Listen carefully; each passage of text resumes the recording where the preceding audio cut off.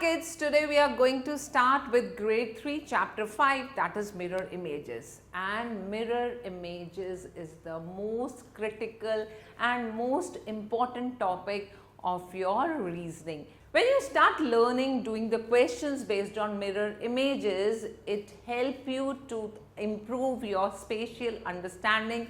It helps you to look at the object with different perspective, and along with that it even works as a stress booster. Initially when you start working on the questions, it is time consuming, and of course it helps your brain motor nerves to develop, and it is a wonderful way to develop the coordination between brain and eyes. So here we move ahead and see how your mirror image is formed. We have Sanya who is talking to her brother and telling that if you stand just in front of mirror, you put your right hand up and the mirror image will show your left hand is up. And this is what you can also try when you stand in front of mirror. When you solve the questions of mirror images, sometimes the questions are related to alphabets, sometimes you have mirror images of numbers, and beyond that you have certain figure questions for whose mirror images are to be created. So the image is exactly same, but remember the image is formed laterally inverted, and here we have few alphabets whose mirror images are coming here. And the most important thing I am going to tell you that we have alphabet A, H, I, M, O, T, U, V, W, X and Y, which exactly remain same when you see their mirror images. Then apart from that, only two numbers from 0 to 9, that is 0 and 8, are two numbers which exactly look similar in the mirror images. So here you could see this is A, this is B, and B is laterally inverted. This is the mirror image of C, and just go through it, visualize it properly. Your brain will start stimulating and understanding the things, and it will help you to respond correctly to your questions that are just coming ahead. Now we have these numbers, how number 0 looks in the mirror. It is exactly same. This is 1, 2 looks like this, we have 3 here, then 4, image of 5, this is image of 6 and 7, and this is 8, and here comes 9.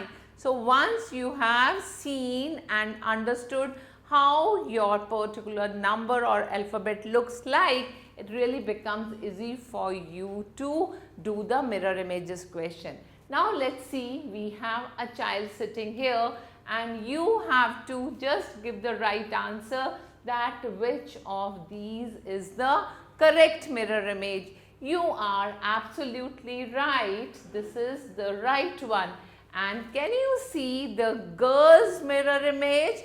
Your chance to find out, this hand is down, that means here this hand is down, and we say this is the correct mirror image.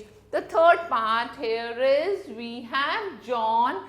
We have to find what is his mirror image. Can you do little more brainstorming? Great going. This is the right answer. And after this, we see mirror image of B is formed like this. And if you observe carefully, I have a mirror and this figure has left on the left side, but in the mirror image we see it at the right side, and the right side looks left. So this is exactly what you need to learn, that every object, every figure is exactly at same distance from the mirror image, and this is how this R goes far away and left part comes near to the mirror. Now we have to select the correct mirror image of the given objects and the figures. So let's look at the fish. We have this fish. On the top is the yellow part. So this is the expected answer because the fish here is facing towards the mirror like this. So we say that A is the correct option. Let's take more example. You have to find the mirror image of these alphabets. So first thing is, closer to the mirror will be M, upside will be S, and the lower side will be P. And this way, if I see S is turned back, so it looks exactly like this, but P doesn't look like this.